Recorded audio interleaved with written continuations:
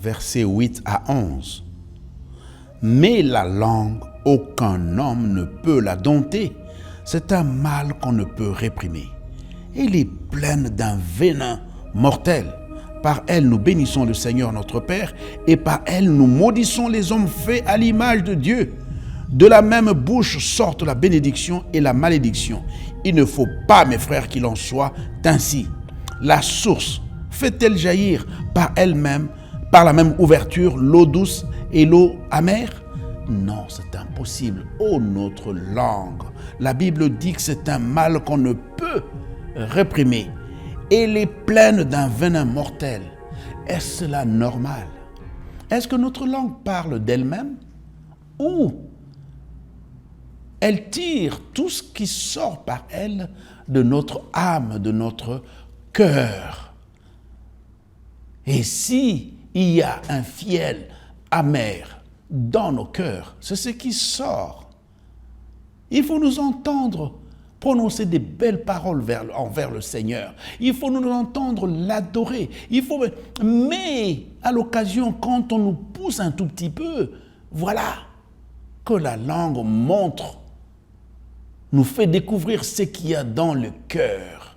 La Bible dit que c'est un mal qu'on ne peut réprimer.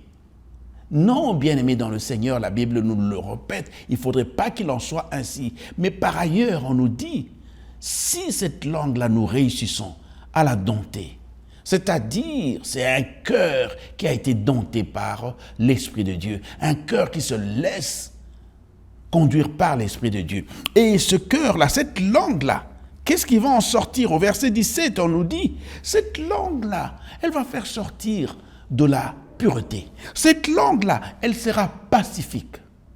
Cette langue-là, elle sera modérée. Cette langue-là, elle sera conciliante, je voulais dire, conciliante. Et cette langue-là, elle sera pleine de miséricorde. Cette langue-là, elle sera pleine de bons fruits. Oh, bien-aimé dans le Seigneur, elle sera exempte de duplicité. Elle sera exempte d'hypocrisie.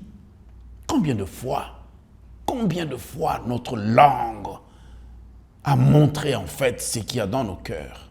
La Bible te dit, il ne faut pas qu'il en soit ainsi, que ta langue soit toujours celle qui bénit les autres. Ne te laisse pas aller par toutes les colères ou bien toutes les choses qu'on peut faire contre vous. Bénissez plutôt. Que Dieu nous bénisse. C'était là le pasteur Martin dans le pain du jour.